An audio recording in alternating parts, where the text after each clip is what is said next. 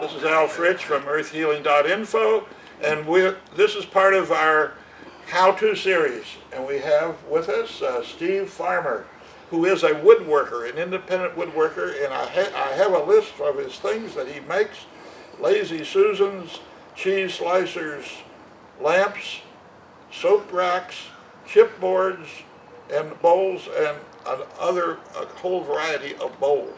You do a lot of different types of things, Steve. Yeah. But you enjoy woodwork, don't you?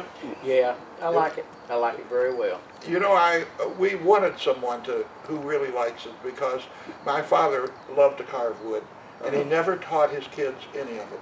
I think he was a self-taughter on everything, and so he just presumed we'd go learn on our own. And he had a big family, but none of us ever picked it up. And I always regretted it, because I always liked wood. And there's something really nice about it.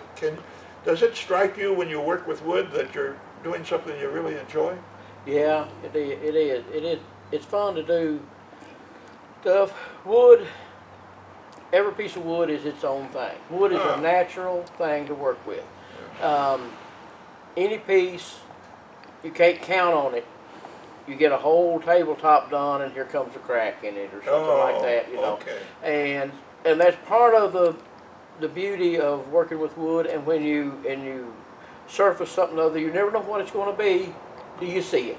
Yeah, you know, there'll be the different grain, the different colors of the wood, and how you put that together makes it all right. And that there's always a chance of something happening. Maybe good, maybe bad. So now it's not like metal or plastic, where you can say this is going to be the same from beginning to end. In other words, it conducts itself in some way. Yes. You work with the wood. The wood. You don't work the wood. You work with it. I like that. I like that. That's good. Resonating with the wood. The experience you have, Steve, can we give that to young people so that they can enjoy it as much as you do? Well, you can give it to them, but I'm not sure that they'll take it. Oh, it's because some of them will want it and some may not. That's the way it is. That's the way it is. It appeals to some people to work with their hands and to work with wood especially. And some people don't want to. And they're not, you can lead the horse to water, but you can't make it drink and stuff. But one out of so many people will really love to, and it should be a good thing that those people have a chance. If it's like everything else, if a person never sees anything, he never has a chance, you'll never know what possibilities that person may have had. Right. You know, how they would have been, no matter whatever it was. If they may be like a computer genius, but they've never seen a computer in their life. Right. Would you say a young person, how would you encourage them? I often wondered how my father, who never learned it from others, he had to pick it up himself. He had a whole family of sisters. He had 12 sisters. I think he would give those as gifts, because in his late years he gave little carvings as gifts. And I think they admired it so much that was encouragement. I bet you it was. And one thing was the cost. He could do that, and it didn't cost him so much. Plus, when you carve something or you make something, part of yourself goes with that. And so you're giving someone not only a chunk of wood, you're giving that chunk of wood, but you're giving a part of yourself. It's your view, whatever he carved or whatever he made, and that person that you gave it to has a part of you, and every time they pick up that spoon or where they see that carving or whatever it is, they think they remember you. And that happens because of his gifts that he gave. And that's why they would cherish those things. They cherish more than they would if he went to Walmart and bought them something other. So that's a good opportunity for people to find out what they make, what gifts they are, and many of them would like wood. And you brought up a little point. It doesn't cost as much. It doesn't cost like sculpturing or painting. Doesn't cost much at all to get started in it. A few very simple and very inexpensive carving tools to find out if somebody wants to fool with it. Even if you go get one of the rotary drills, the rotary carvers, they're only about $60. So with a And they- small they investment, can- somebody could Yes. get involved. Well, now tell me about wood, because you love all types of wood, I'm sure. Mhm. But do you have any types, such as poplar or something, that you really enjoy working with more than others? Not really. You don't I have usually any mostly favorite? walnut and cherry because that's what people want. Oh, I it's use mostly because they walnut, want cherry, it. maple. Now the most common use in tech is oak, and I don't use much oak, but it's mostly used in cabins. It's more common. And if you see something out of oak, you say, well, this cost, you know. Okay. And you see that same thing out of walnut or cherry, well, this is, you know, twice better than that is, even though it's not. But that's the way people view it. So when they want one of a kind furniture, investment grade furniture, they want it out of Cherry. walnut or cherry wood, you know. Well, let's talk about those two for a moment.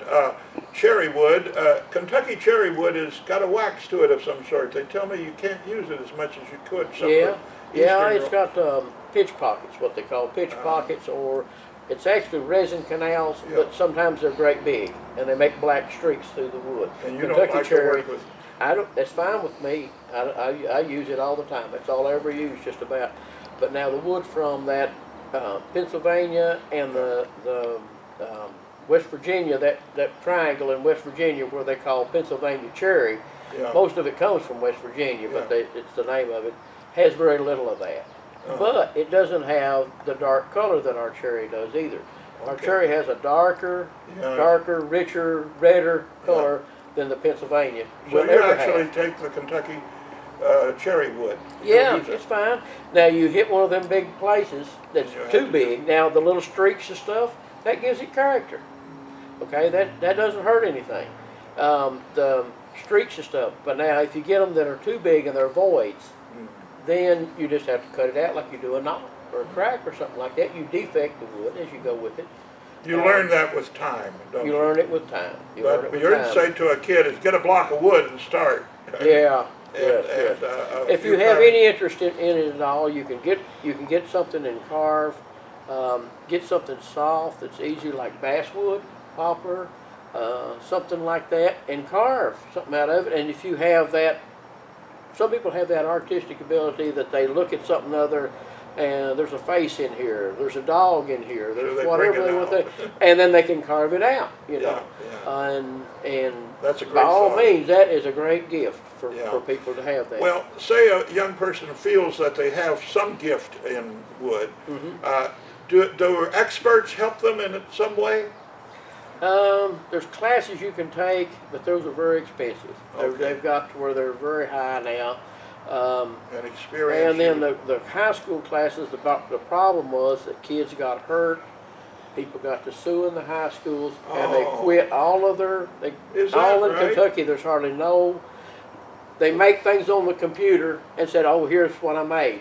Only it's not made. It's just this is what I drew. So they you don't know. have woodworking Not any more than I know of. because Now, of other states insurance? do, but apparently Kentucky allowed the people to sue or whatever, the courts or something or other. And, well, the school system can't afford that, No. you know, but now, And all people of the can't classes get little nicks were- on their hands and things, No, can't they? you can't keep from it, you know. And there are accidents. You're looking with, anything that'll cut wood will cut fingers. Yeah. So you're looking at things that happen, and people at that age don't have the knowledge to be careful as much as they should. They'll go ahead and try something when they don't see the danger. Okay.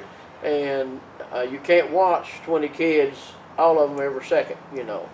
You And taught so for a people- while, didn't you? Yeah, Did you I was trick- at the college, at the college level, but Oh, it's a yeah. lot easier than in the high school. Now, I was a TA in the high school some, and that's a hard job. job. Kids, a lot of the kids wanting to play, Yeah. and the wood shop is not a place to play. Right. Everything you look at is dangerous. Yeah.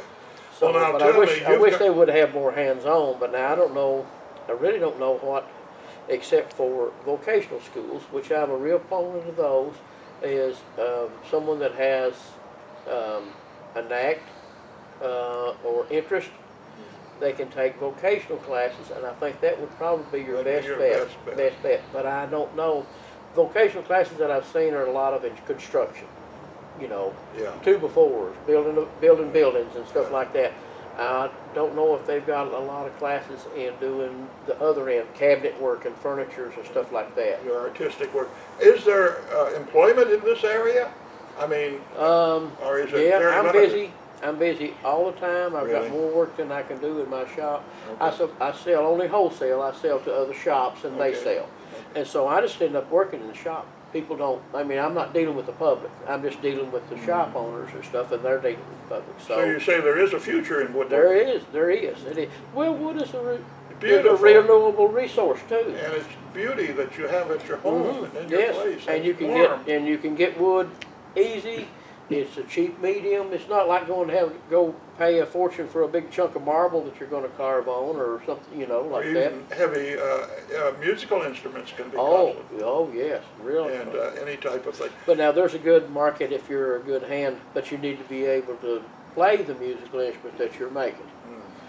But now there's a pretty good market for people who handmade musical instruments if they want to do those. Yes. But We have some in this area who are doing good yeah, they are. dulcimer work. Mhm. Well, this is great to be able just to talk to you about in general. Do you have anything to say to a young person who's interested and says, where should I start? Or to a relative, an adult who wants to encourage somebody to do it? Would you have anything to say to them? I would just say, especially for someone that wants to encourage a younger person, one-on-one, Yeah. that's the best way. That would be the very best thing. Encourage them to get into woodworking, and at an impressionable time in their life, and something like that is good for the kids. It sure beats a lot of other things that they're going to get into that are not good for the kids today, and let them do something other, and then praise them a little bit, and then let them do something else, and then praise it, and then tell them as they're doing, well, do this a little bit, you know, a little Well, bit they'd have to more have here, a stuff like carving this. knife.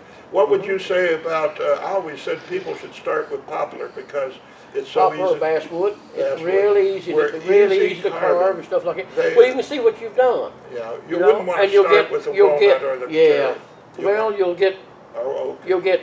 discouraged because Sure. it's hard, and you carve and carve and carve, and you say I'm not making any headway, but with the softer wood you carve right here, and with a mistake or not, you see what you've done.